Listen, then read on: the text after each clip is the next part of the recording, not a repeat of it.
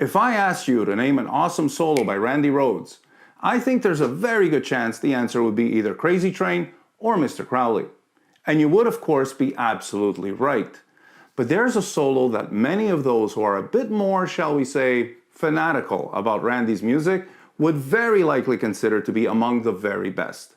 And that is the wonderfully composed S.A.T.O. Or is it S.A.T.O? According to Bob Daisley's book, it's Sail Across the Ocean. And apparently he's the one who wrote the lyrics, so I guess he would know.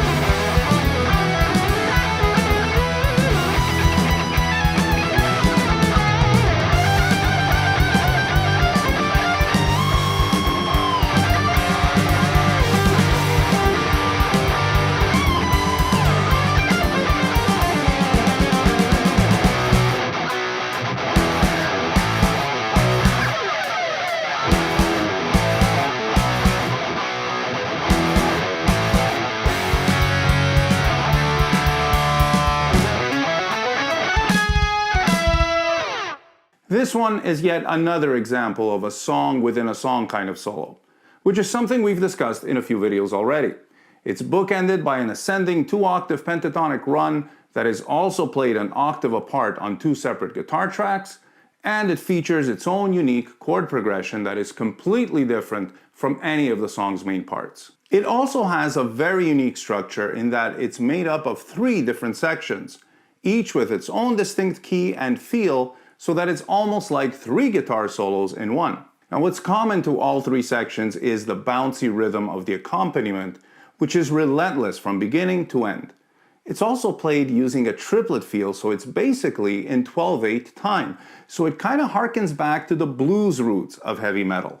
And interestingly, none of the 3 sections have any chord changes. It's just a continuous vamp on the 1 chord of each section, and that gives Randy a whole lot of freedom to play around with different phrasing ideas and to throw in some really cool chromatics. Not having a chord progression also means there isn't anything to frame the melodic movement and to guide you in the development of a theme. So while it's easier to not hit any bad notes, it's also extremely difficult to play something that has any real continuity to it, let alone something truly memorable. Leave it to Randy Rhoads to make all 3 sections of this one extra special. The run that opens and closes the solo actually comes from something Randy did with Quiet Riot on a song called We've Got the Magic.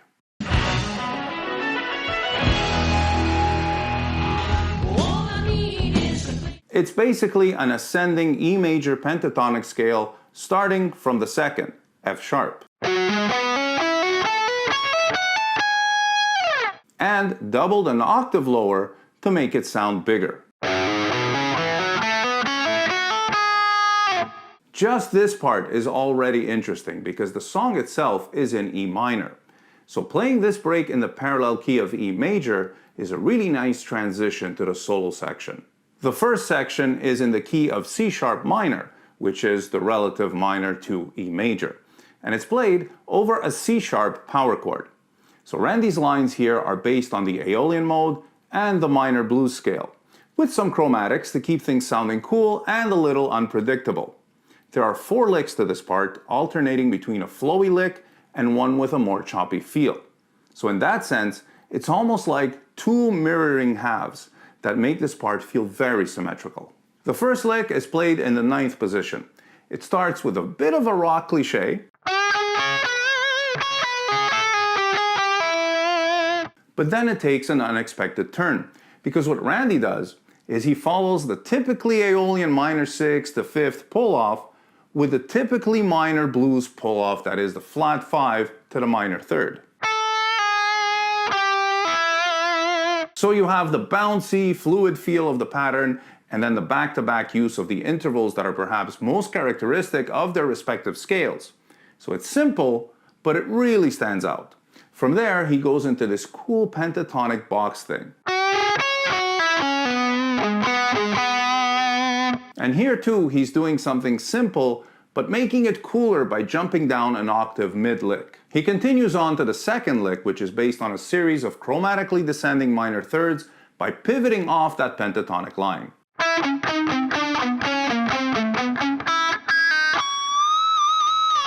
This is something that Randy used very effectively in his solos to create a sense of what I would call hypnotic unease.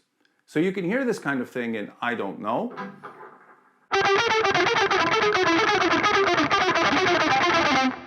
or even in the live version of Suicide Solution from the tribute album. Hey, if you think what I'm doing here is cool, I would appreciate it immensely if you took a second to hit the subscribe button and turn on notifications if you haven't already done that. It ensures that you don't miss any future videos, and it goes a long way in helping the channel grow so that I can keep making more and better videos. Now, let's get back to the solo. The third lick is similar to what he did in the first one, except this one is all Aeolian as he highlights both of the half steps that are typical of that mode. The minor third to the second, which he plays in 2 octaves, and the minor sixth to the 5th.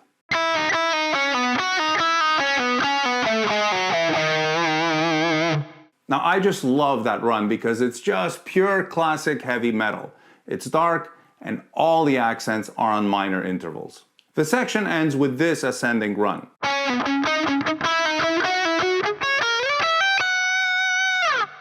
This is a pattern that works really well in a classic heavy metal context because every note is followed by the previous note. So you get these cascading seconds that make it sound really cool but quite dark at the same time. That last part features 2 chromatics as well, a B flat and a G, which leads nicely to the F sharp, which he holds for 2 beats as we transition to the next part, which is in E. So that F sharp resolves nicely down to the E. The second section feels a little more uplifting as Randy based his runs on the Mixolydian mode. This gives it a major vibe, but still feels grounded thanks to the minor 7th. The section opens with this neat diagonal run that covers 3 octaves thanks to some well-placed slides.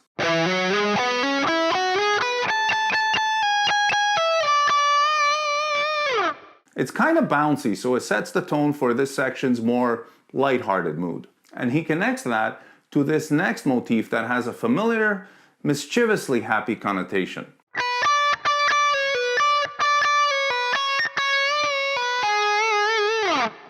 Like the first section, this one also has a symmetry to it. Remember how we started with an ascending run that started with a hammer-on, moved up with slides, and then ended by descending?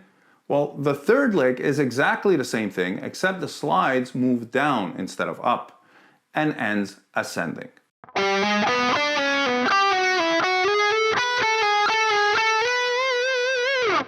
He closes the section with a 2-octave lick that again has a familiar, happy sound to it.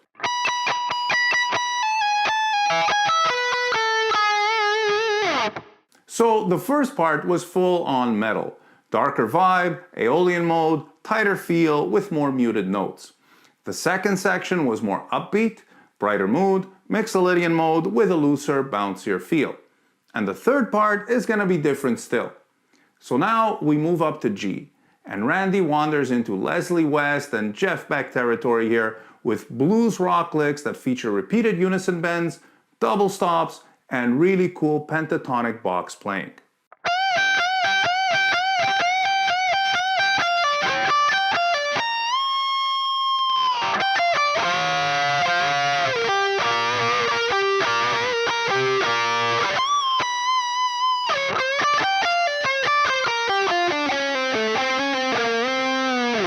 This song was never played live, but Randy did sneak in some bits of the solo in Children of the Grave, and you can hear that on Ozzy's tribute album. I always thought that was really cool the way he did that, especially because that one turned out to be yet another great solo, even in the bits that don't feel like they quite fit the song. His licks added a bit of variety and made it come alive like only Randy Rhoads could. Thank you so much for watching. Cheers.